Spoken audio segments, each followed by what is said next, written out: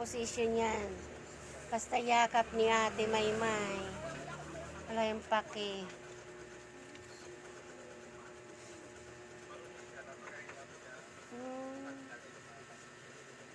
Yan makatulog pag wala si Maymay.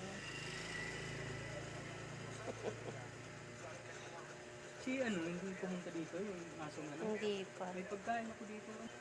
Mia, diyan ka na talaga. Tulugo. Aba, kailangan pala kulkul. Kailangan pala nakakulkul. Talaga naman talaga.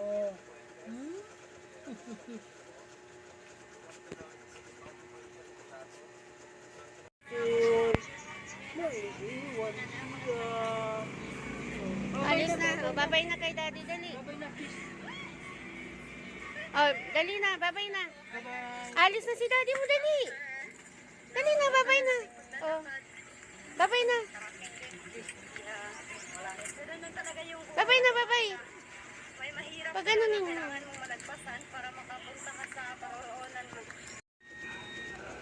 Mia? Si Daddy. Napaaga yata. Daddy. Paano ko Daddy. sasabihin ito? Ay, May miracle doctor ba ako? ay, si Daddy. Ay, inat. Magtatanong lang Uy. ako ng kaunti.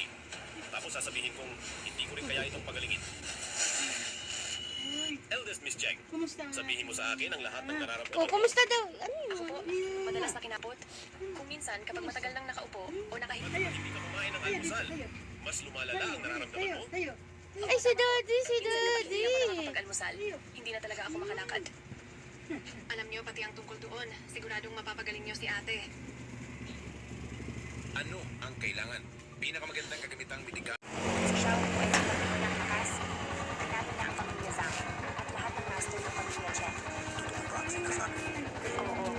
Sabi niya. Pinangati ko. Wala naman siyang makukuha.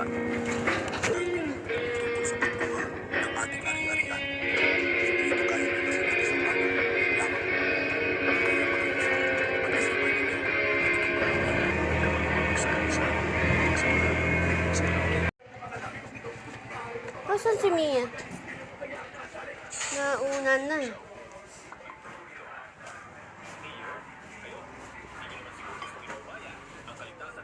Uy! Ginagawa mo sa ilalim. Mia! Ah, kinakain niya. Buto ng... Ng aking pamilya. Wala akong pakialam sa iba. Pero Xiaohu, pumasok Nag-adobo ka? sa syudad, nagpakawala ng kalukuhan Eh, at ano? nanakaw. Nasa panganib ang mga pamilya ng luma. Ha? Walang pangkalahatan, paano magkakaroon ng individual? Ah, sunog. Kung walang Nagprito ng paano magkakaroon ng individual? dalawang loob. Purado ang ako. Nagutom si Mia. Natin ang paligsahan bilang langgam.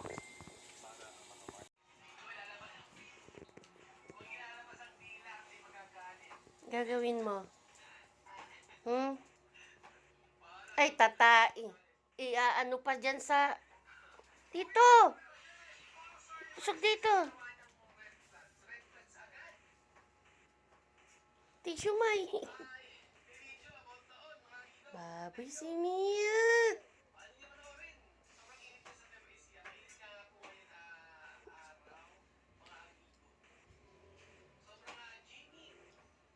Yan ka pa talaga, no? Kidiri.